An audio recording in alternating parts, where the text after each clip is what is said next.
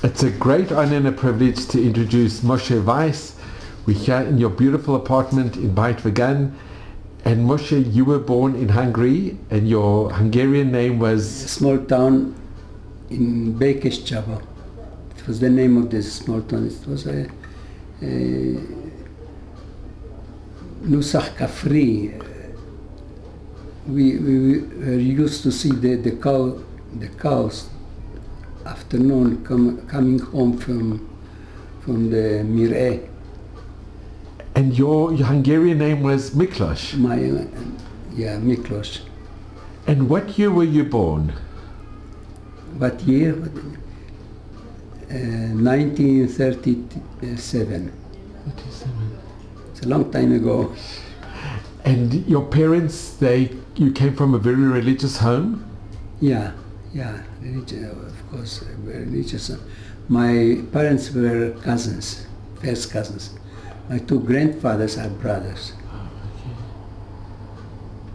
And growing up, what do you remember about? My father was born in Munkacs. Munkacs, that time was under Hungarian. In the Carpathian, you heard about Munkacs. My mother was born a little more east, in Galicia, Dolino. And they married in Békéscsaba, 1935.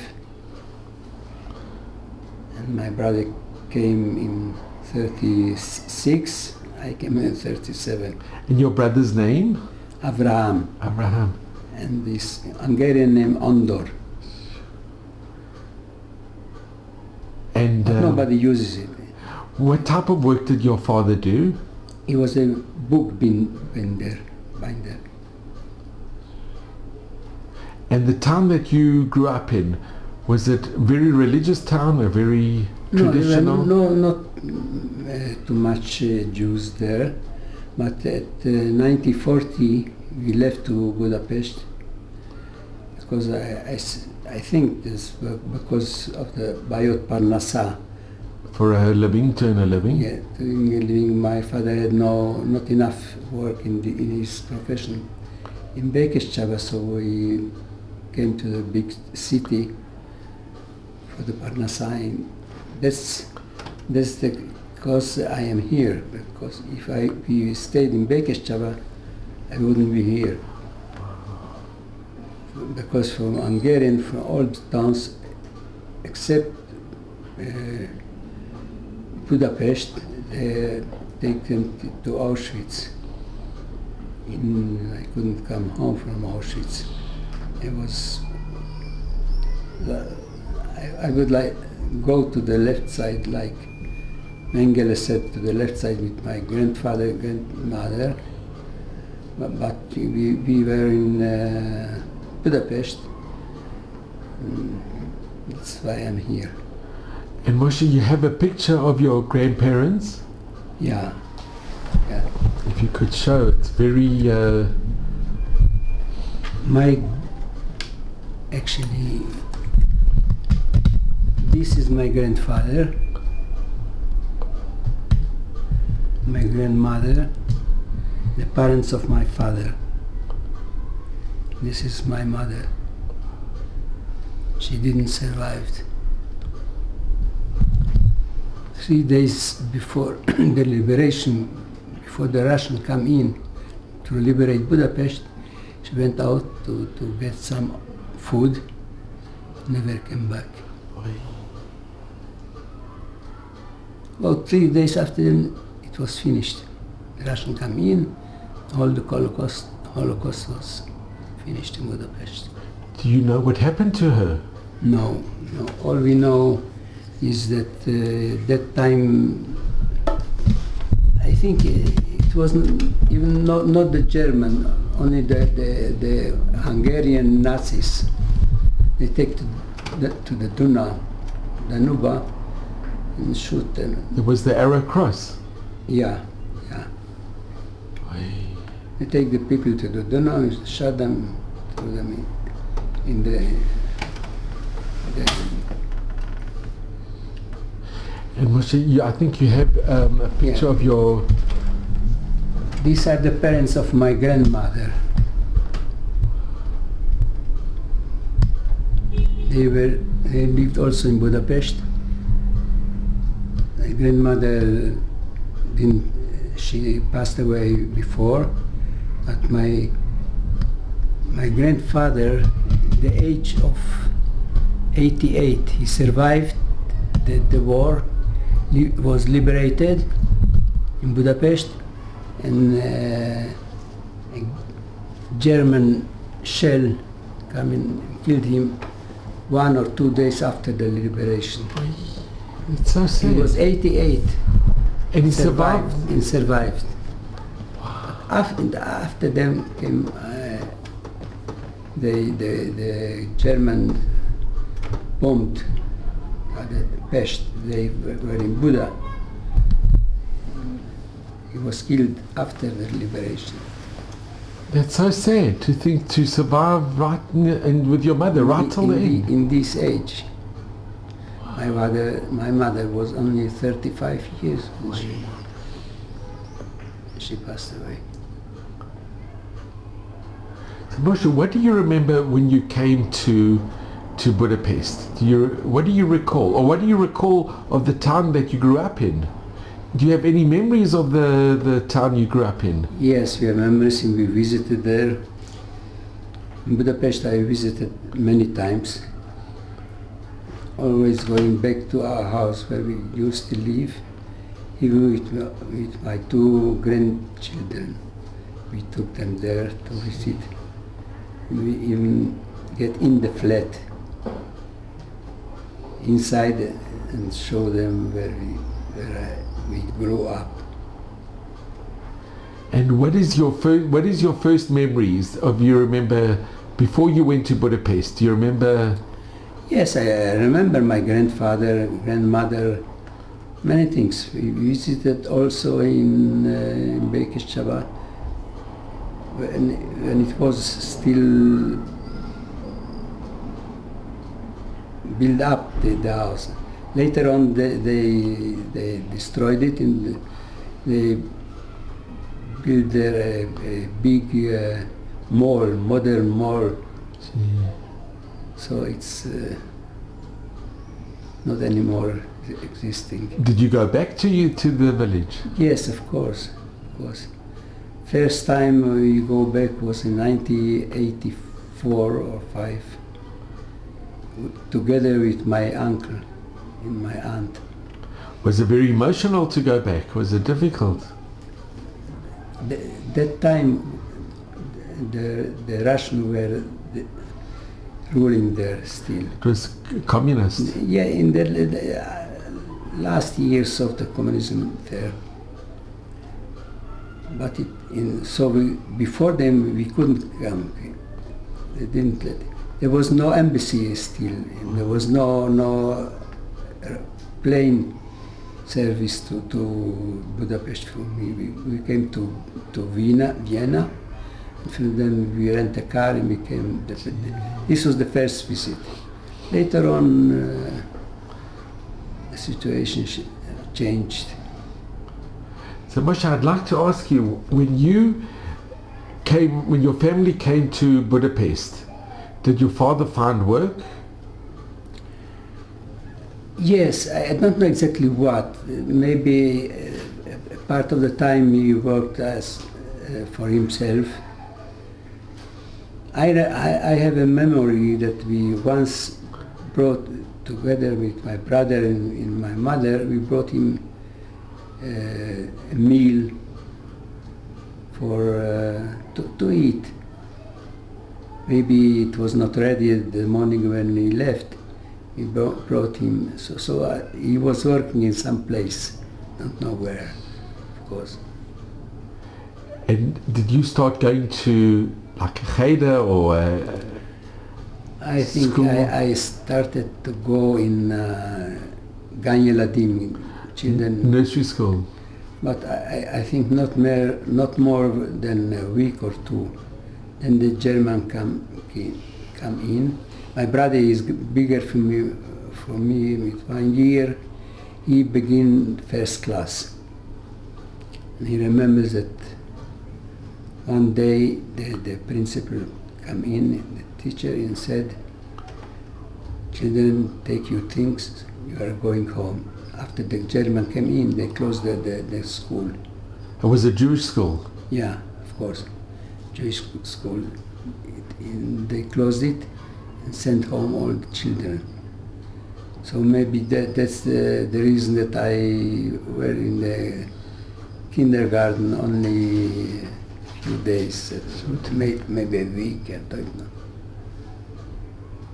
And what do you remember about growing up in Budapest? You were small, you were still very small. Yeah, but I have many memories.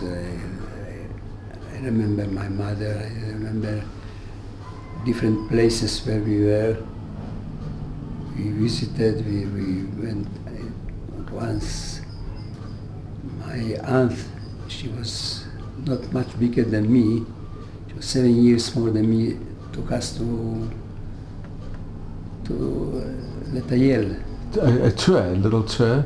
Yes, and I saw Argas Hall where children played. I began to play, she didn't notice that I am there. I didn't notice that she left. And suddenly I found myself alone. And I started to cry. A policeman came and said, but I didn't know, I couldn't say the address where we are living. He took me to the police. I remember I was sitting under the table and crying there. Suddenly I saw the foot that my mother come in. I saw not the face, only the legs. I remember this was the salvation. And how old were you at this time? Do you remember? I think I was 5, about 5 years, 4 or 5 years age. And then they learned me to know the address. Doamne Țăniolțan, első emelet 14, exactly. Doamne Street, 80, first floor, flat 14. And which part of Budapest were you in? In the Jewish part. This was not far from the. It was actually in the where the Jews used to live. Since then, I remember the address where we lived. Wow. And Moshe, you spoke Hungarian growing up? Yes, but. And at home, what did you speak more? Not. I didn't learn in school. Only while in a level of a child of 6, 5. And what did you speak to your brother and your parents? In the beginning, Hungarian.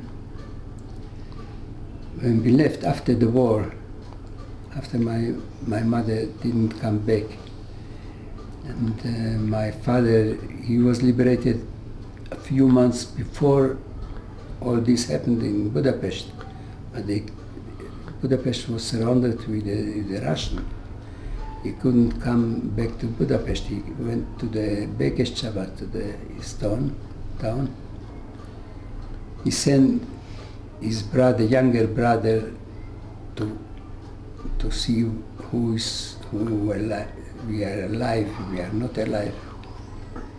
And he succeeded to find us, because the neighbors were in the house we were living in the Spanish,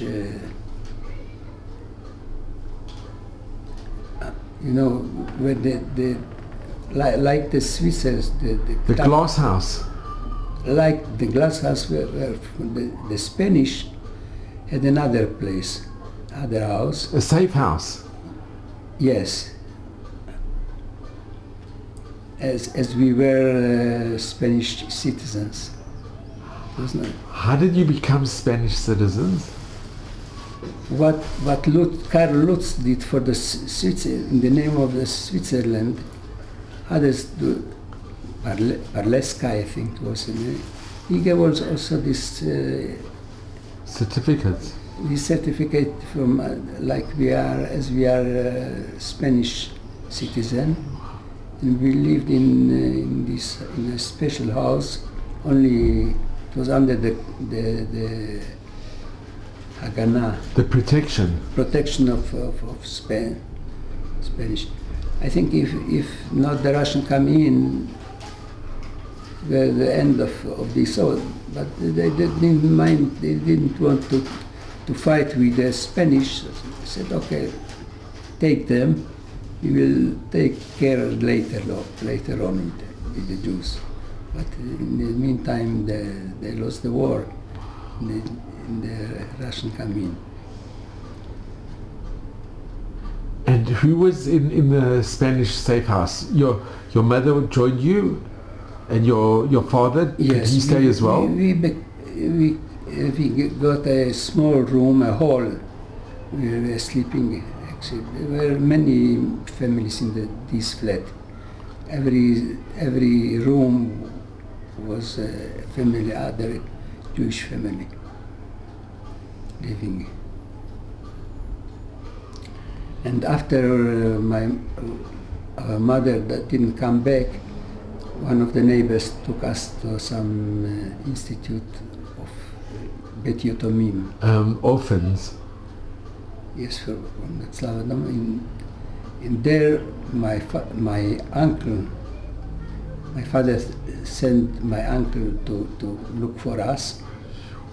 He found us there, and actually saved us and took us to our father in Bekeshchava.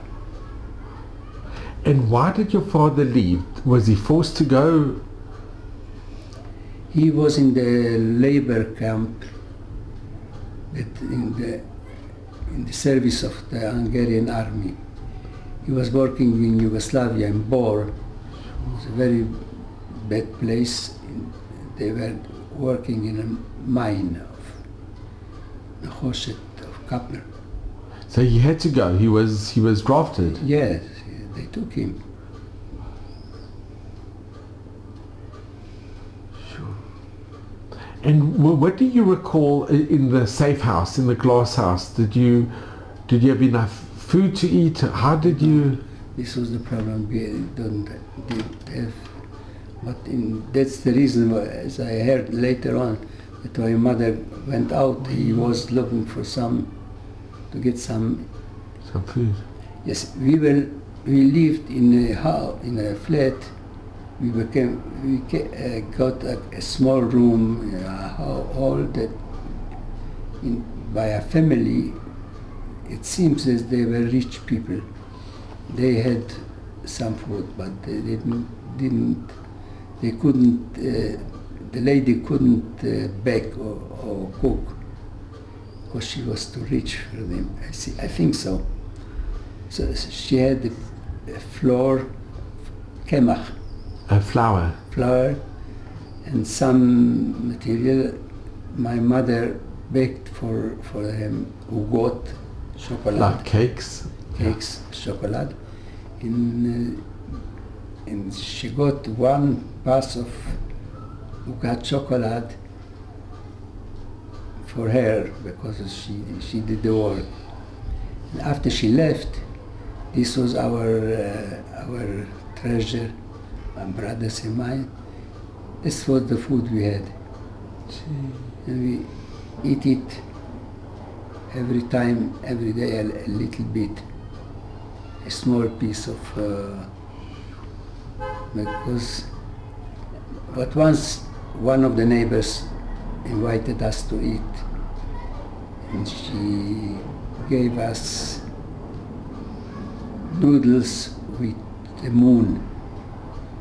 This was something that I liked very much, even in the good times.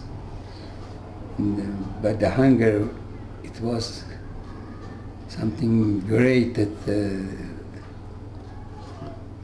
But I was a very shy child.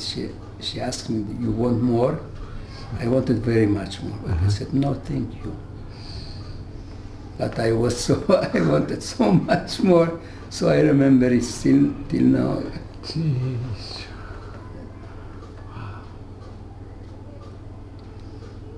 I was sure this is.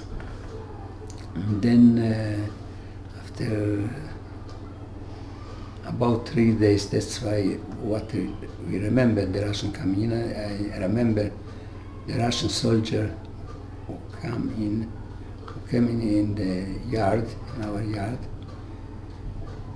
There was a fence there. He climbed on the fence, Gader fence. And one of the neighbors brought him a ladder. He came in and all the people kissed him. We knew that that's the end. We finished. And Moshe, do you remember any of the German soldiers or the Arrow Cross? Did you ever meet any? Yes, before we went to this house, we were in the Star House. It was called so. Before the ghetto, they gathered the Jews in a special houses. On the gate was a Magen David Tzahov, A yellow star. Yellow star, and only Jews lived here. We went to such a house and lived by my aunt. And I remember once a soldier come in the yard. It was a big house, 5, 6 floors. And he shoot with a rifle. So all the people go out and he said what, I don't know what he said. He said something. I had here a plate, silver plate. Don't know, I couldn't read still what was written there. And he called some order, I don't know what he said exactly. Then when I saw a soldier, a German soldier from close. And the Arrow Cross, did you see any Hungarian? No, I don't remember. But I remember in the day that we came to the Spanish shelter house, it was the hours that we shouldn't be outside. Like a curfew? Yes, we had the star. We take it off, and my mother knocked on the door. In every house were men that he was the Achrai. He's in charge? In charge of the house. And he said he can't open the door because it's not in this door. My mother asked,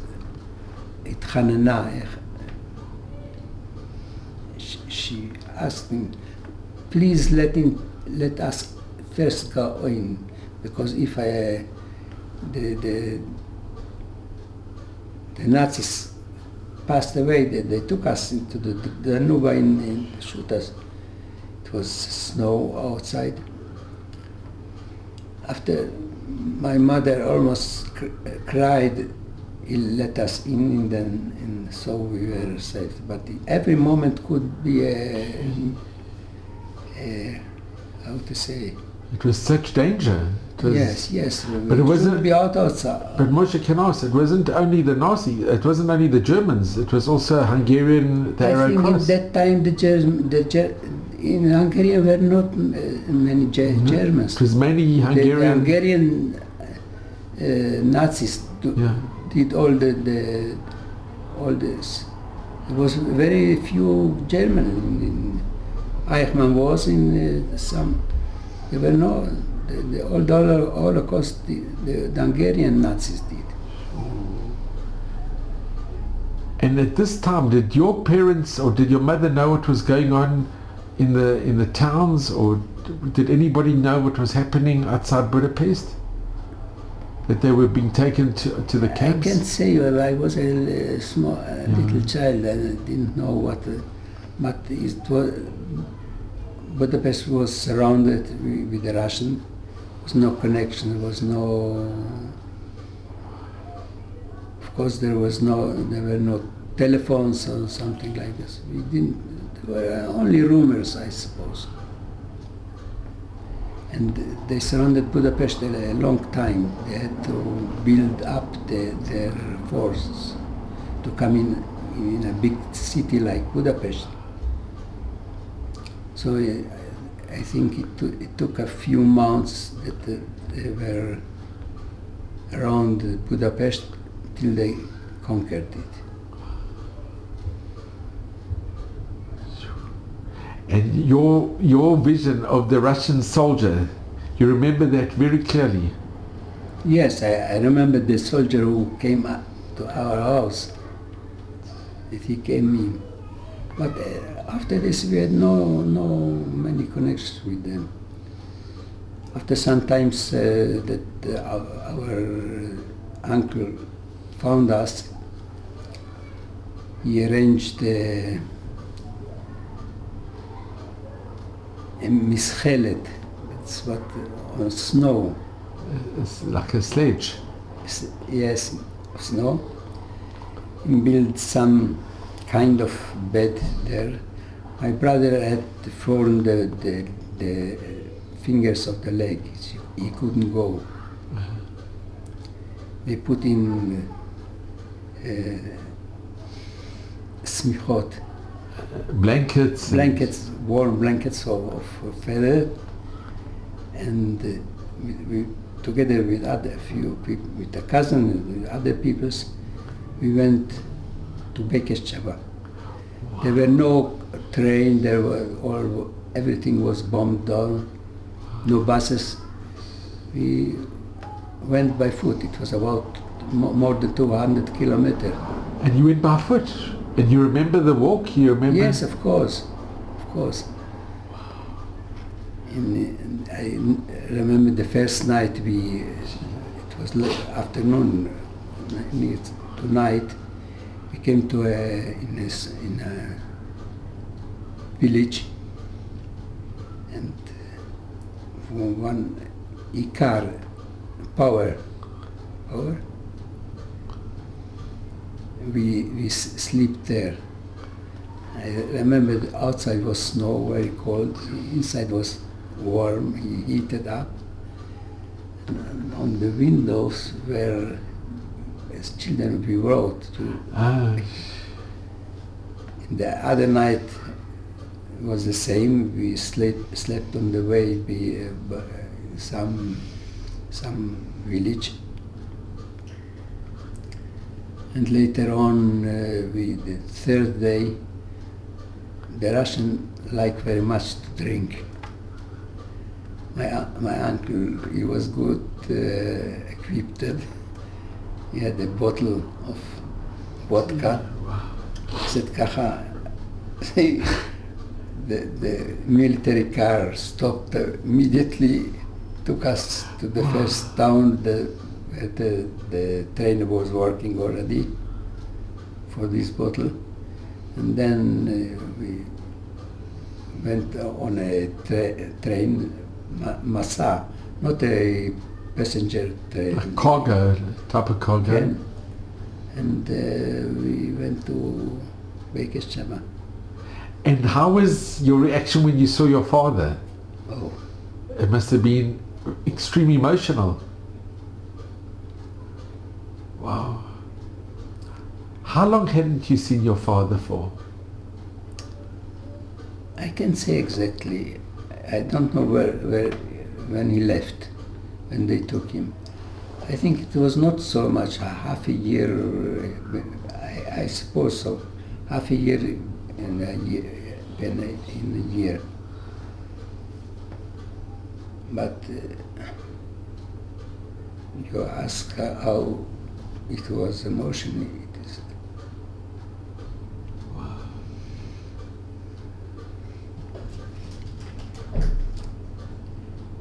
I don't know why in this point,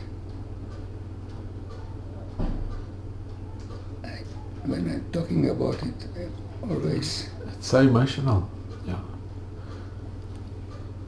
I remember we had been told if you ask where is the mother, we shall say we don't know. I remember he took me in the hands.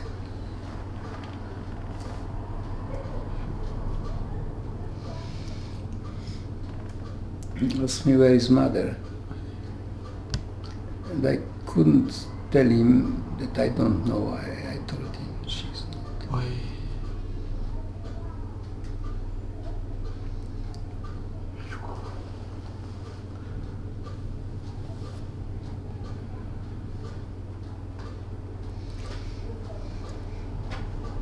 I think always when I tell this story,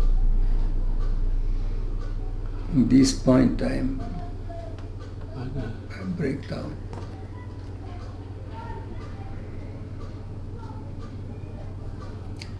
Of course we were with flus.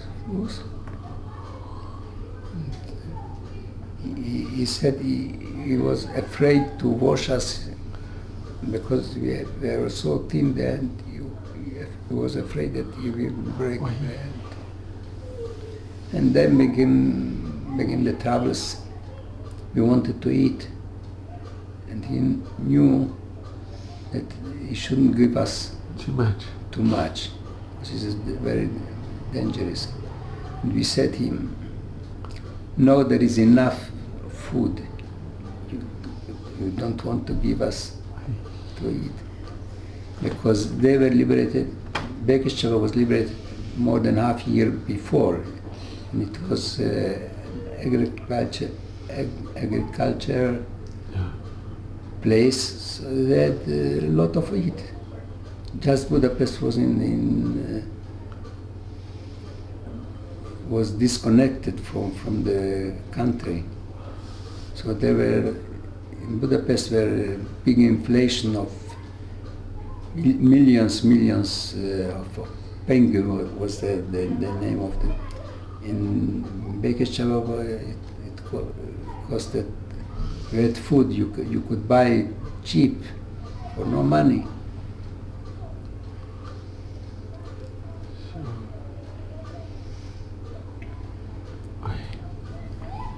And then my father decided he don't want to live anymore in Hungarian. I found one of the letters. Later I will tell you about the letters. My father wrote, the air in Europe is chonekoto. Suffocating. Yes. You can't breathe anymore in Europe. Yeah. So you has to leave. Really, this was, Budapest was liberated in January 45. He waited till my brother's leg were viewed. We left to Israel. It was in summer. You know, all Europe were refugees, everywhere. The Poles, the Russian soldiers came till Germany, they went back to the east. From the east, the people who ran away, the Jewish, the Polish Jewish wanted also to go to Israel, they went to the east, to the west. And we joined a group of Poland people. Like we are also Polish refugees, we go with them together. But there was a problem. Till then we was talking only Hungarian. In a group of Poland we can talk Hungarian because we said we are Polish. So we had to learn Yiddish. And a very short time it took that I remember my brother and me were talking ourselves only Yiddish. We learned it very much, very fast. And then we talked Yiddish also to my father. And we passed the border to Austria. My father, in the ruling, the English ruled in Austria. And he wrote that he was born in Italy. Most of the people said they were born in Israel. The English soldiers, they knew that's not right. But my father thought he will say he's Italian, because all the Aliyah, the legal Aliyah was from Italy and from France. He said we are Italians. He didn't know one word in Italic, of course. And we were in Austria in camps about half a year. The DP camps? Again, please? DP, the displaced person camps? The DP camps? Yeah, all the Jews, and not always Jews, sometimes non-Jews. all Ukrainian people from Ukraine, the anti-Semitic Ukraine were there. There was much tension between the Jews and the Ukrainians because they were very anti-Semitic. They were, I think, they were with cooperated with the German army. Then they released them. They were going to the east, to Ukraine. We were going to the west. So you were in the same camp? Yeah, one time. It was the big problems there. I don't remember it. My brother is bigger than me. He remembers that there was even one man killed after the war. And so after about half a year we were in Austria. People came, where are the Italians? It was, I don't remember if it was Erev Pesach or Erev Shabbat. They wanted to take us. My father asked the Rav, can we go in Shabbat in the car? He said yes. And so they took us to Italy. In Italy, my father thought that only man with 2 children, will get priority for the Aliyah, not like illegal. But if it was the opposite, in Israel they were interested in soldiers, young boys, not in children. So we stayed in Italy 1.5 years till our time came to the Aliyah. Then we came in the Onya, in the ship, Mordea Getaot. Wow. It was a ship made from wood with mifrasim. With the wind takes the ship. Sails? Yeah. There were only machine too, but it was an old ship made from wood. And later on I read about this ship that it was broken to 2 parts, and they bought it and repaired it. And so they took us to 1,450, about 57 people, like sardines. It was a small ship. We were sleeping. So every about 60, 70 centimeters was a plate, and people lived in there. Anyway, when we came closer to From which port did you leave? Do you know where you left in Italy? Yes, yes. It was in the south, not far away from Bari. Later on, I read the name of this place. It was not legal. It was not a port. It was at night. The sea was very flat. In midnight, there were a cable and gummi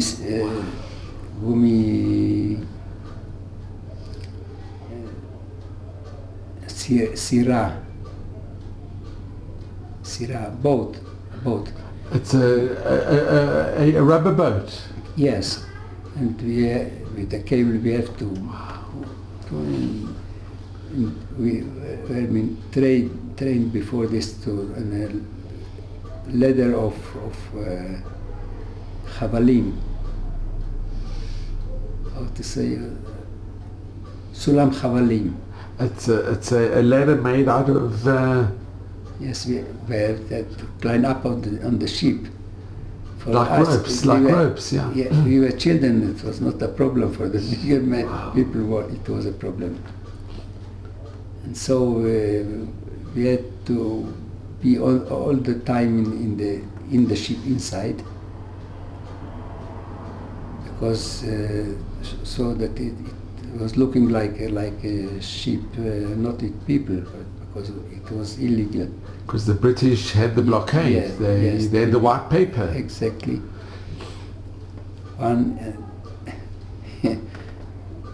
They were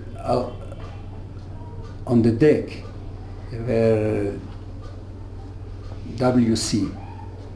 See, for the people. Like the bathrooms. Well, not bathrooms though. No, it was one plate with holes in. The people said that, and everyone got every day 2 pitka, piece of paper.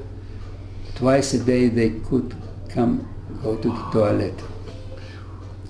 But we were children. They let us go more when we want. So we gave our pitka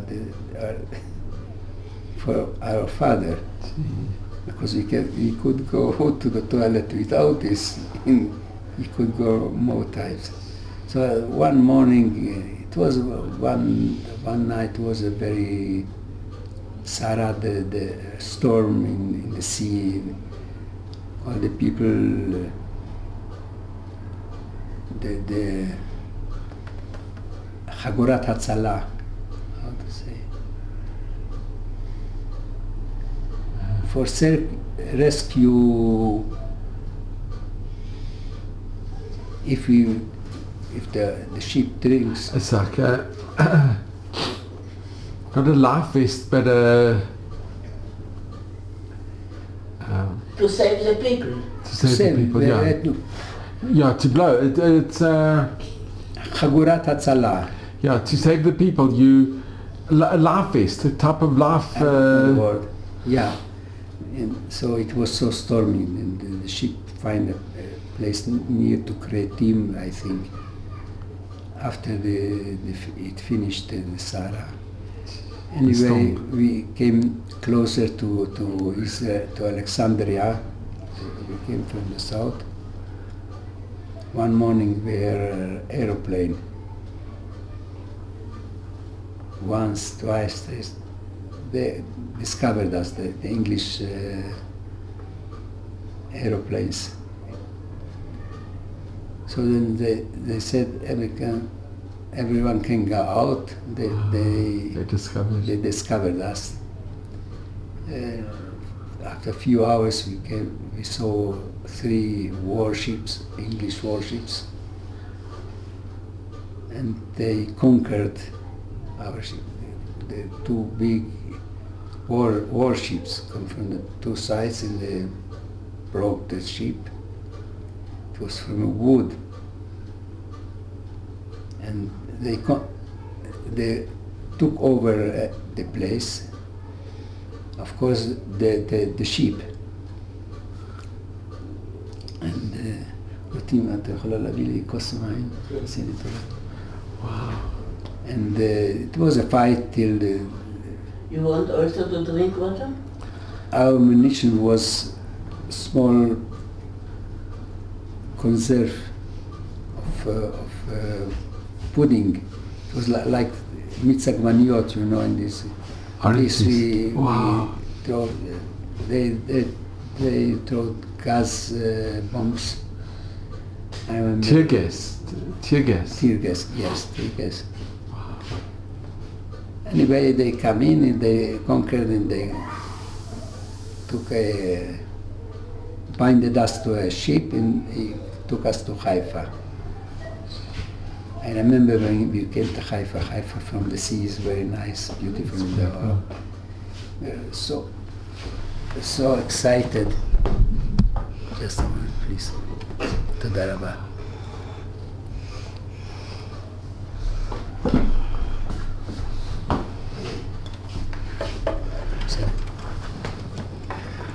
This was your first time you came to Eretz Israel? Yeah, yes.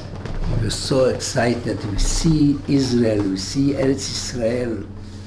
We see it it was beautiful to see on the Carmel. And we went to sleep that night on the deck because we didn't had to hide anymore. We slept outside and suddenly, maybe 5 o'clock or something, it was still dark. The English soldiers began to say, go down, to go down from the sleep. My father went down to the ship to bring the packages. In the meantime, they sent us. So we went alone with the 2 children, my brother and not together with my father. Before them, my father had a becher, a kavia of silver. A silver cup. Yeah, we put us in the a keys. In his pocket? In our pocket, that he was afraid they will take it. And we were so afraid that they will take us and they will look for us. They saw 2 children. By mistake, there was two passes, one for men, one for women. They were looking. By mistake, we go with the woman. It was a soldier and a woman. She says, "Go," because we were so afraid that they will take our becher. Anyway, we went to a big ship, a real ship, an English ship, but we are not together with our father. He came later. I remember one man didn't want to go down. They beat him and there was blood. The English soldiers. And these were survivors. You were all survivors. Yeah, all survivors. Of course. And they put us in a big room. It was on Yat Masa, carriage ship. And Cargo. It's like a cargo ship. Yeah.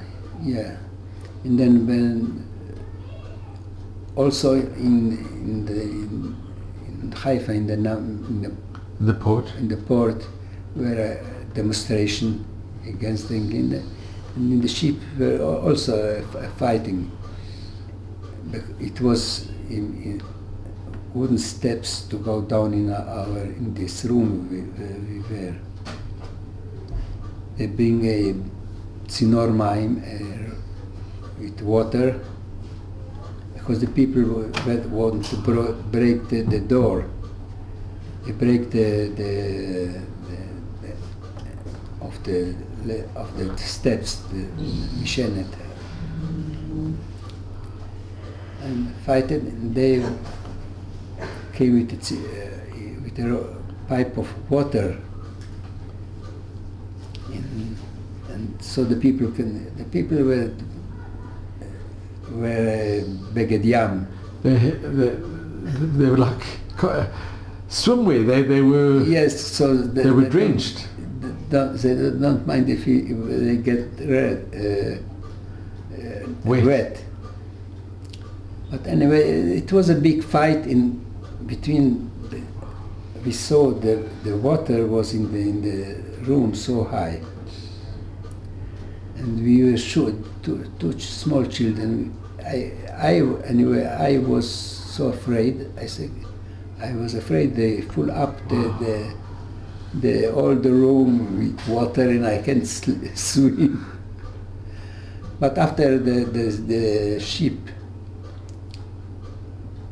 went out to the sea, open sea, everything, all the demonstrations stopped. They opened the door, we can go out, and then we meet our father again.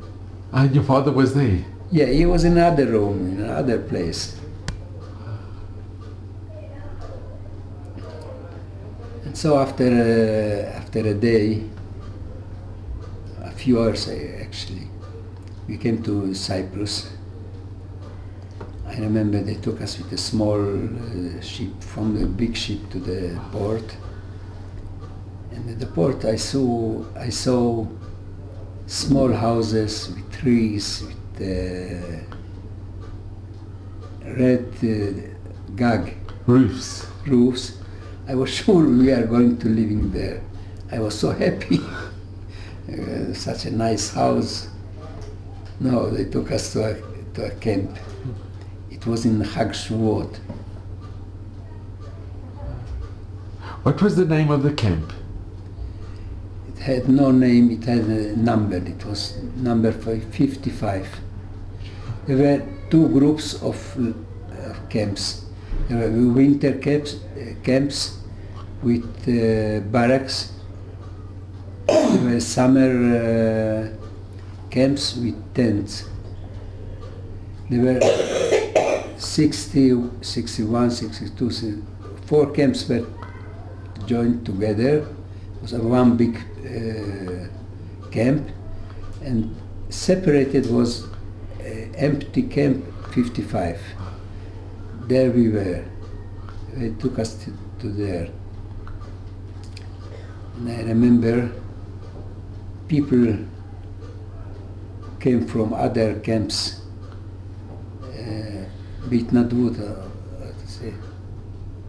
volunteer to help us to find everyone his place. And they were like soldiers staying there in Mifkad. But these were Jewish volunteers? Yeah, yes, another camp. They were before. One of them was our uncle. My father is the first one of 9. He was the smallest. That's the first time we met after the war. They didn't meet after the war because he didn't come back already to Bekeshchava. It was very, very happy. It was very exciting, very big happy. Very happy that we met him. And so we were in Cyprus 15 months. 15 months? Yeah. And then we had nothing to do all the day. Did they teach you Hebrew, or could you learn any? We did it, but volunteer we came with groups, Agudat Israel, Mizrahi. Our group were a few girls, young women that they teach us to write Hungarian, the Latin letters. Others teach us to write Hebrew. Others teach us history. The people volunteer. There were no many children there. In the religious group in Agudat Israel, we were only two children. And then we had a lot of time. We learned with our father, he taught us. We began to learn Mishnayot, Chumash. Your father taught you? Yes, our tent was 4 beds. My father, my brother and me, and a friend of my father, Reb Scharia Berkovich was his name.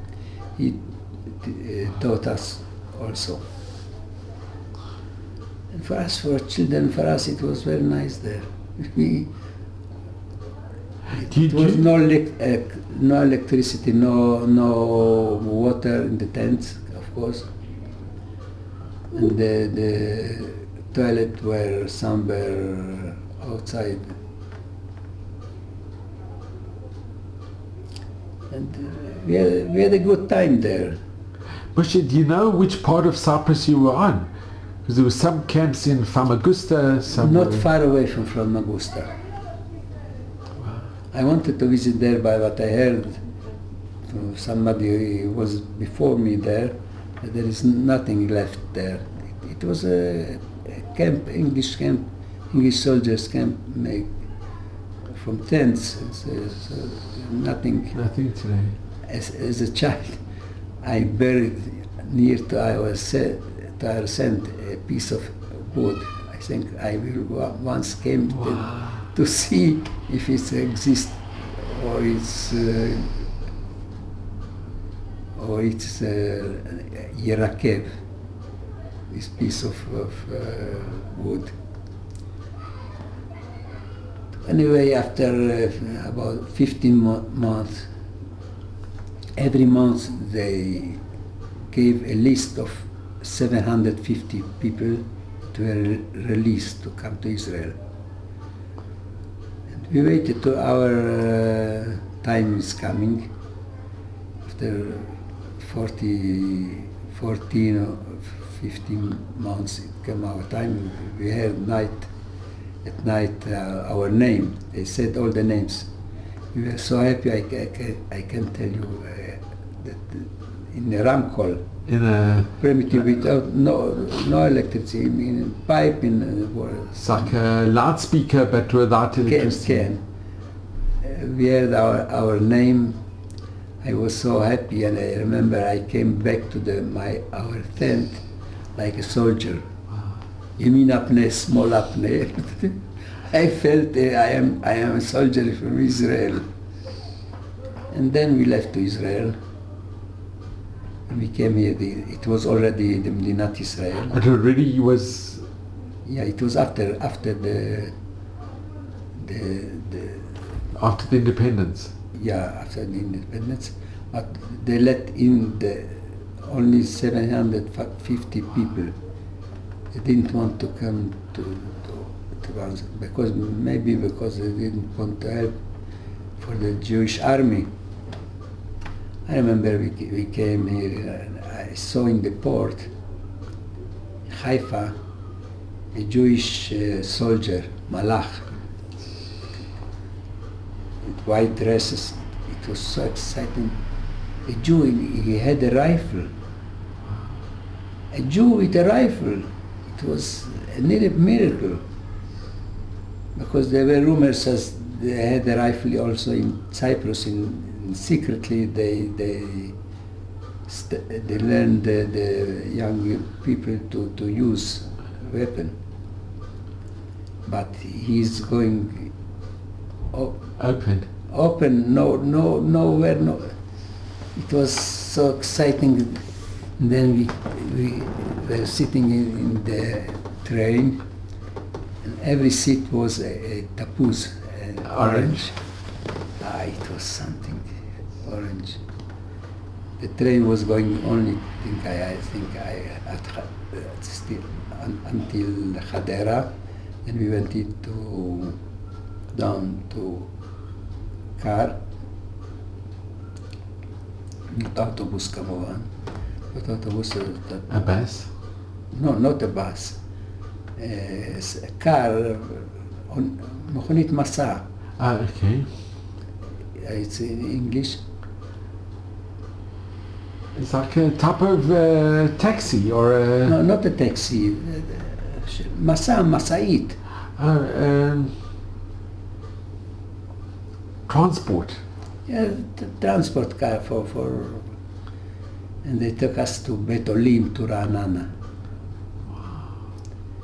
And there we were sometimes, and And you were with your father? yeah, we were together with my father. My father, in the meantime, his two brothers came already to Israel. For us it took 3 years.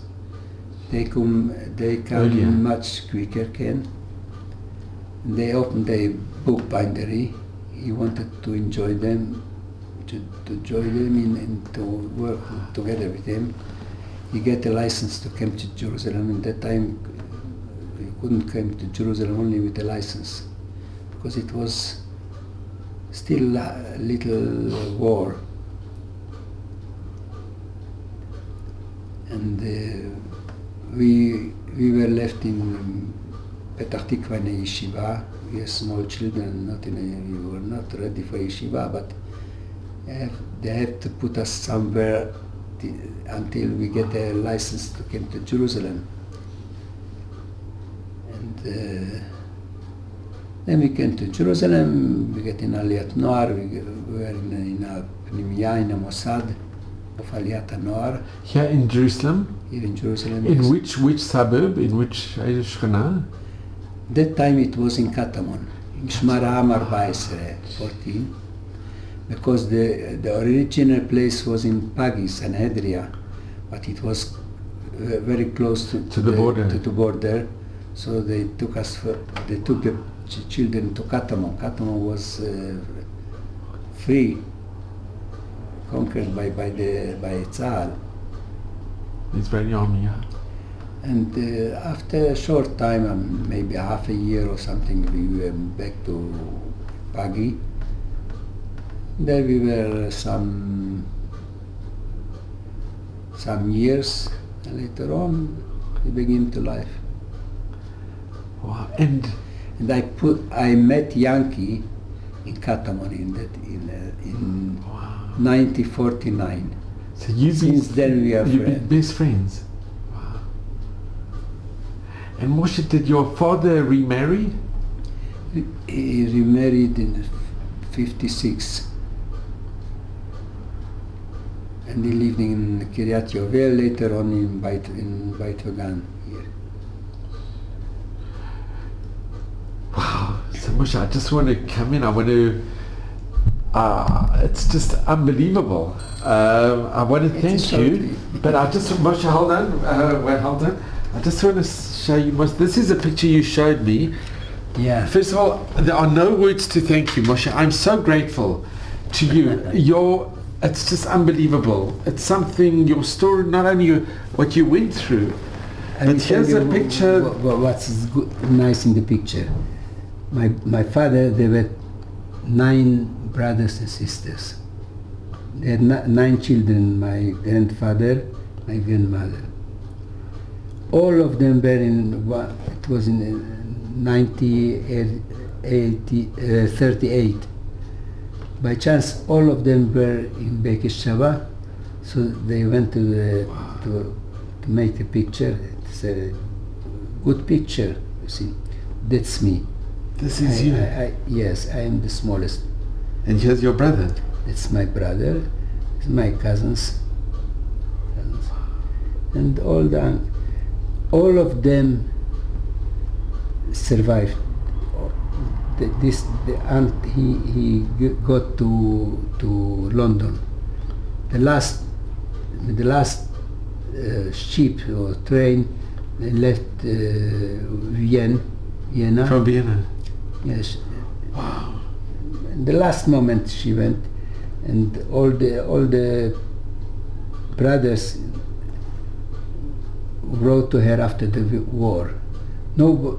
Everyone was released in another place. Didn't know who is living, who don't know. But they know they have a sister in London. She's safe. So everyone wrote there to her.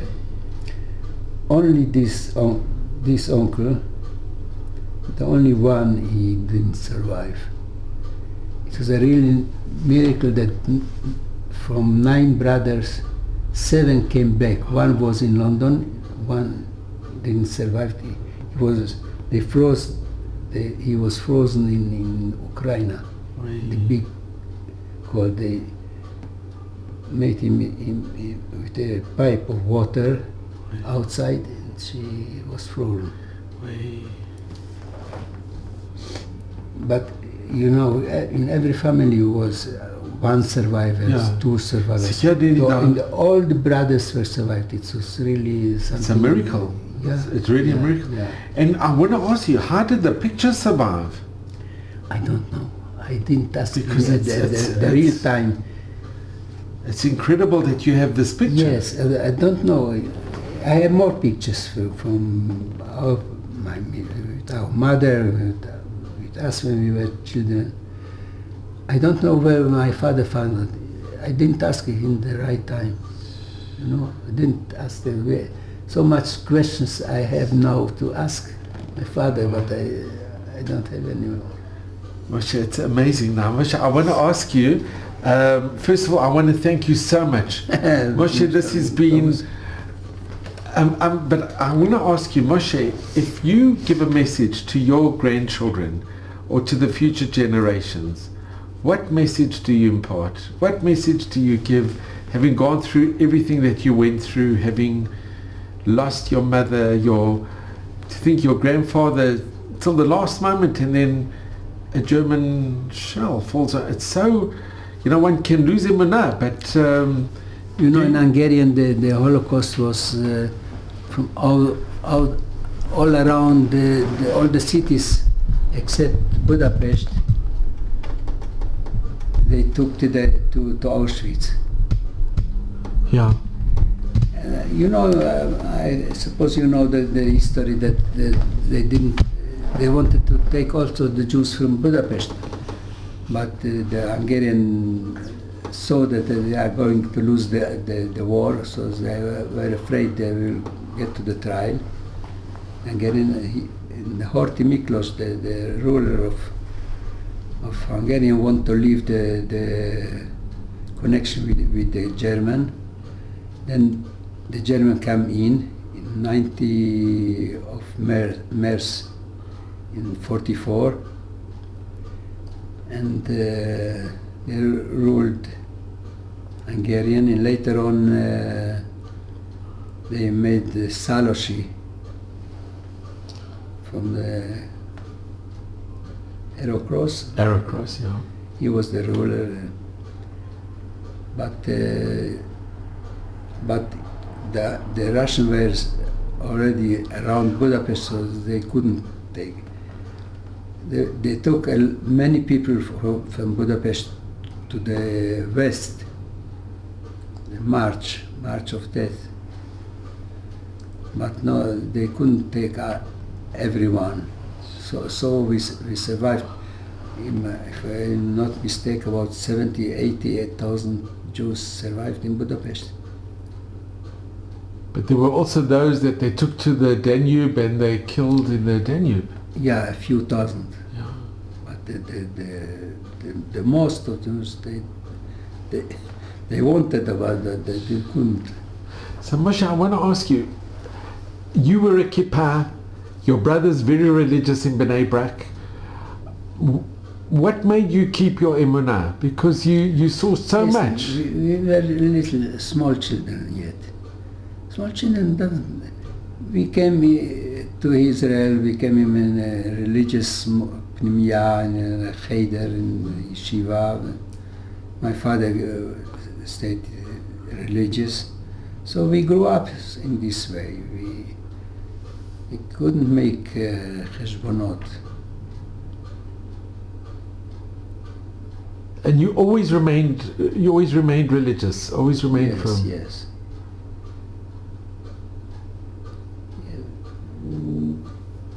I can't explain the Holocaust.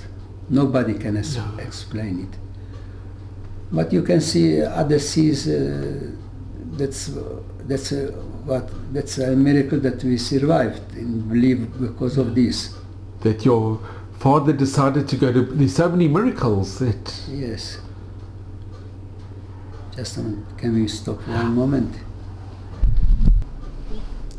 This is my aunt who was in London, survived there. All the brothers after the war, they didn't know who is in life, who dead, who passed away. So they remembered her address. They wrote to her. My father was not far away from my uncle, but they didn't know one for the other. They wrote to her, and she wrote back. He said that it's not far away from you. He's living. So after my aunt passed away, we found letters that all the brothers sent for her to London. I have here all the letters, not all the letters, 52 or letters. I translated it to Hebrew for the family. And so we have all the story. We can hear it again. If you want to see more pictures. It's historic. Yes. These pictures that you see before also. This is my grandfather, my grandmother. This is the younger brother of my father that didn't survive. Was thrown in. This is my aunt in London with her husband. This picture we made in Italy. That's I you. think my aunt asked for my father to send her pictures from us. My father said we have not what to wear. There are no clothes. My father thought in Hungarian that the way he asked how much time it will to get to Israel, 3 months. It took us more than 3 years. We had not what to wear. She sent us clothes, and he said, "No, we have clothes. No, we can go to the photo to make a nice photo to send her the pictures. That's when we make the pictures." These are the other brothers in the families.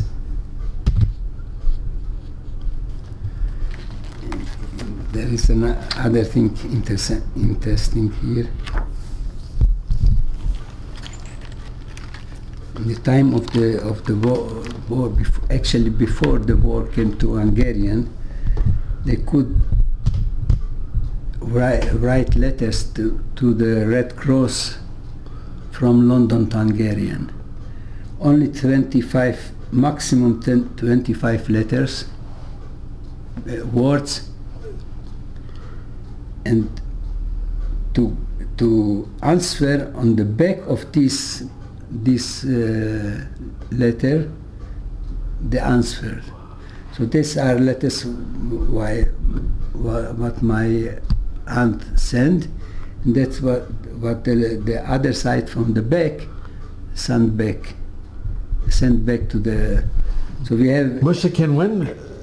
Yes. It's amazing that it's We have survived. 11 letters like this. This was all through the Red Cross.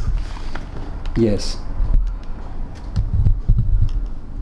Wow, amazing. 25 words maximum.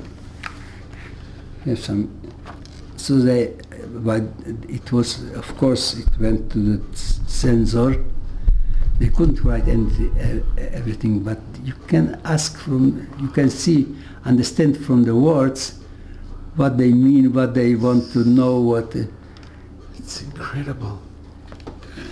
In the other letters, it was maybe a year after the war. The aunt from London asked, Didn't you hear anything maybe from the parents? Maybe they are somewhere. They were didn't know what happened. They were still hoping maybe there is a hope that they would survive. They survived. And Moshe, did your father meet his sister? Yes, they came later on. They left to New York, and then after a few years they came here to Israel to live. And the family lives here? The family were together, and they lived in Share Chesed, there in Rehavia. The family was still united. And Moshe, this I think is amazing. This is, I'm going to bring it close, I think this is the original picture of your great-grandfather. Yes. It's faded with time, but this is the... I think you can see it better on this book. But this is the original. It's, and then we'll just have a look.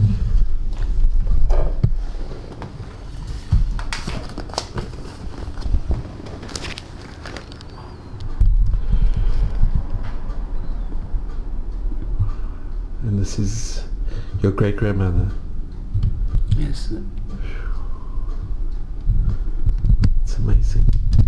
Moshe, I really wanted, if you can, if your grandchildren, if they ask you what advice or what message do you give, can you impart to the next generations? You know, it's difficult to say, because I don't want even to think that they will get in such a position that we were. Yeah. I don't want to think about it, that it could happen. But anyway, not to be quiet, to do something. Do something difficult to say, you know. Yeah. But I don't want to think my grandchildren will be in this position that I was. Yeah. I'm not thinking about this. But that we have our own country, that we have... Yes, to be strong, not to be careful. And your family, your father's brothers, and did most of the family, or did all the family remain from? Did they remain religious? Yes. And they all have emunah in Hashem? Yes. That is in itself a tremendous miracle. It's amazing. You had made it about the rabbi from Klausenburg. The Klausenberger Rebbe. You know what he said? I don't know. I can't exactly. He said he passed also this and lost all his family. Yeah. He said he understands those who left religion, but he admires those who didn't left. I think I said it correctly. For sure. It's so true.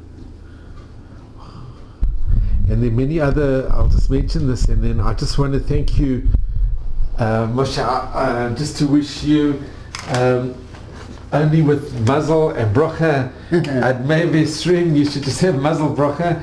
But there were other rabbanim that said, if you want to get a bracha, if you want to get a blessing, go to anybody who's got a number on their hand and get a blessing from somebody from them. So I heard that from quite a few people. A little bit too late. There still Not are. many. I know. Only those who came to Auschwitz. Not my grandfather didn't have this, because the first night they took him to the crematorium, to the gas chamber. But together with them were two of my aunts. They were young women. They took him to work, so they survived. So Moshe, just mazel bracha. You should only have at Me'vesrim in good health, and I'm so privileged that we're in the same shul for many years and in Beit Vegan, but it's been such an honor and a privilege, such a zchut gadol gadol. I just want to end off, Moshe, you showed me something that you have in your apartment that I think is so unique, what your father did in Cyprus. Yeah. I think this is... Taken from him. This is something unbelievable. Moshe, if you could explain, because I've never ever seen anything like this.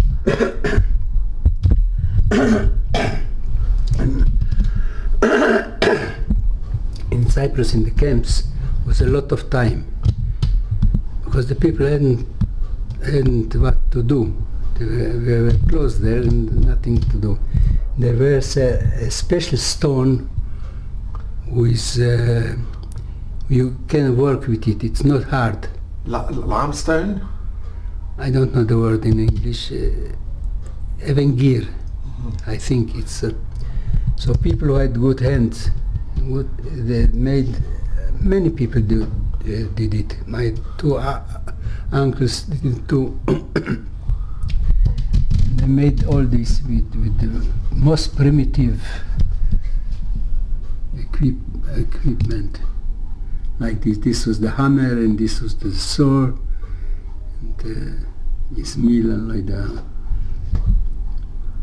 If you can take to read this, but if you want, I can send you. No, if you could read it. I mean, Moshe, this is. Yes, I can send you the pictures with. So your father made this, and there's a little. Yes, it's written here. It's actually a tomb of his fathers, of my grandfather, that died in Auschwitz. And if you see if you can see the picture, he engraved it. He actually engraved it in the stone. Yeah, and there is a painting of a chimney of fire. That is from the camps, from Auschwitz. Yeah, many people did it. Memory for their parents that had no graves, so they made it in small. That's my father who did all this work, if you can see it. Yeah. And my brother of the left side and me in the right side. And then he did menorahs. Menorah. Beautiful with. It's such a. And it's all by hand. Work, all by hand. And it's so fine idol. I really don't know how he did it. With the Luchot, with the Magen David and everything is the so Ten exactly Commandments. so. But I've never seen a kever like this. So. And who's in this little picture? You have a small... My brother with me, with our mother. With your mother.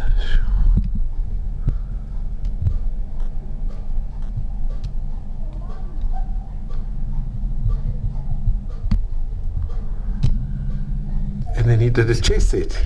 Yes. He could have made this professional. Your father was so gifted. Yeah. Wonderful hands. Look at the horse. Nice. It's just he's so gifted. So yeah. As a child, I made also a few things. I made a pistol, but I brought it in the pneumonia to the children. I wanted to play like the cowboys, so it fly away, 2,000 pieces.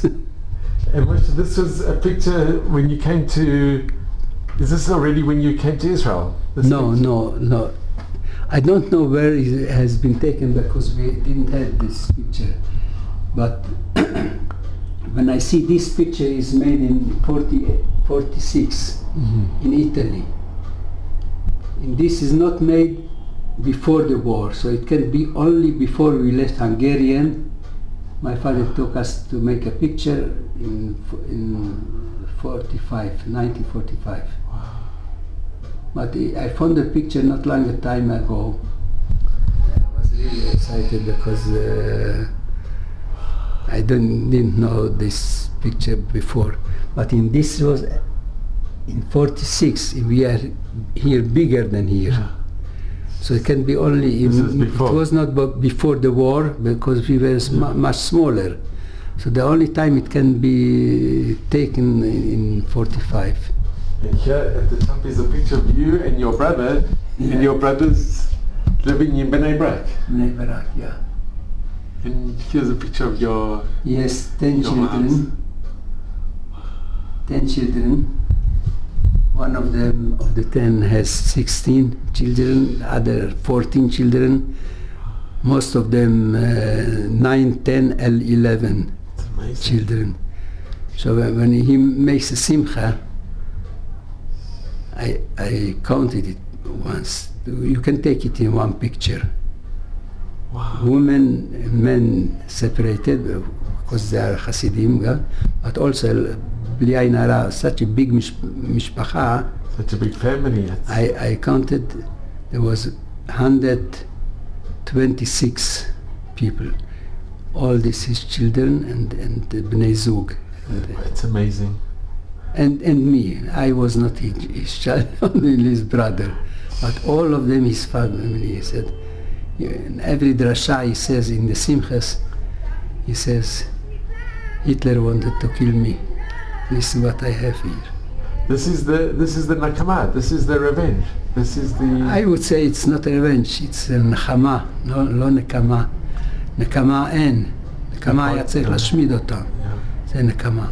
נחמה כן. It's like the comfort. This is the comfort. Yeah. And this is the miracle. It's the miracle. Baruch Hashem. And this is the future. Yeah, This really is the yeah. future. Moshe, Yes, 86 grandchildren and great-grandchildren, bli ayin hara. and Moshe, you have a beautiful family as well, Bli ayin hara as well. Yeah, I have a small family. Wow. But Moshe, thank you so much. And Don't you, mention it. it's been the greatest honor, really. It's been such a schut, such a privilege to be with you and to hear what you... It's just amazing. There are no words. There really are no So words. I'm sorry for my poor English. Your English is incredible and you are incredible. But Moshe, really, this is something very, very unique and I'm extremely grateful to you. Toda rabba im kol haleh. לא דבר, בשמחה. Thank you so much.